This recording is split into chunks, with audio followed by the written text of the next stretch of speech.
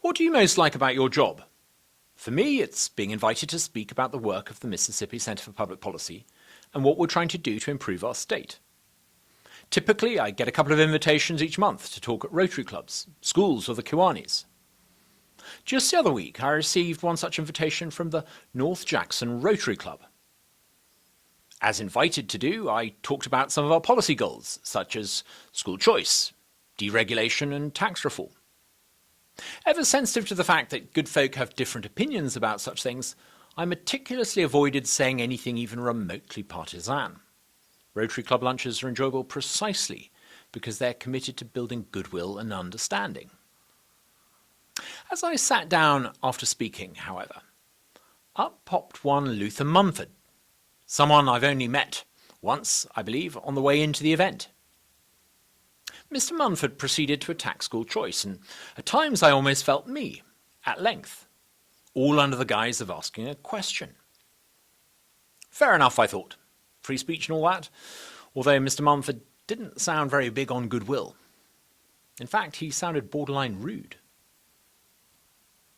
I thought no more about the incident until I read Mr. Mumford's recent newspaper article, in which he appeared to have continued the attack he started at the North Jackson Rotary Club. Curiously, for an article purporting to be about school choice in Mississippi, he launched his article with an attack on Brexit.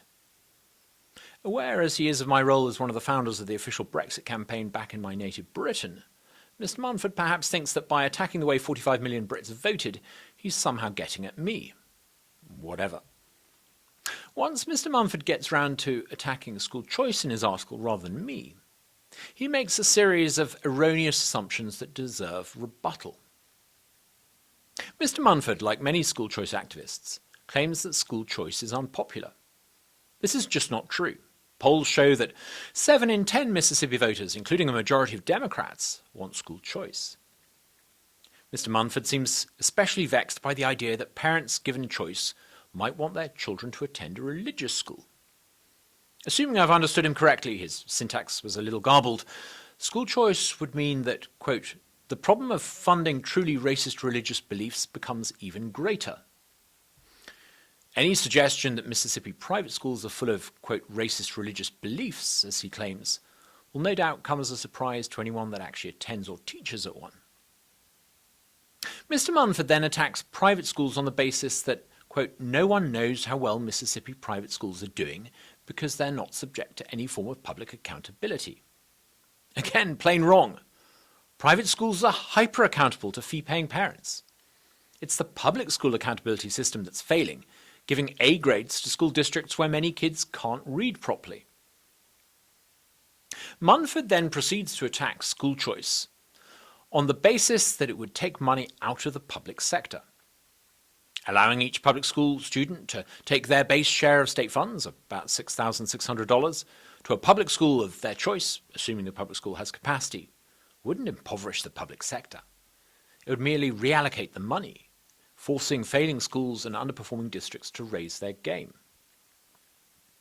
Our separate plan for a Mississippi Parents Tax Credit for those who choose not to take their place at a public school because they prefer to homeschool or go private will be capped at $150 million a year.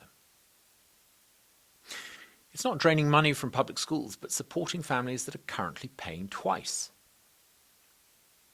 What I find hardest to understand about Luther Mumford's attack on school choice is that he sent his own children to one of the most expensive private schools in our state, St. Andrews.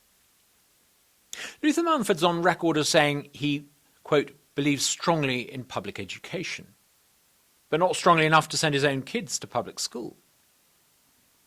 Mr. Mumford attacks putting money into private religious schools because of the risk of what he calls racist religious beliefs. I presume there were no such beliefs at St. Andrews Episcopal School when he sent his own kids there. He attacks private schools for not being accountable.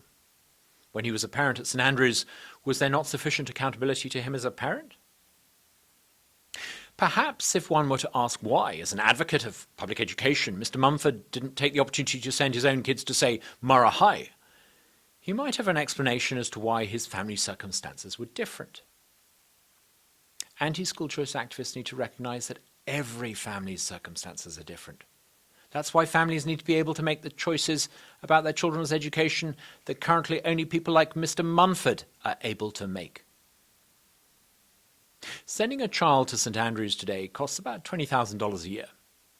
We should all support parents 100% if they're blessed enough to be able to send their children to such an awesome school. But we should at the same time help local families that can't afford that to allocate their mere $6,600 of state funding to a school that they can get into. To do anything else could be called hypocrisy.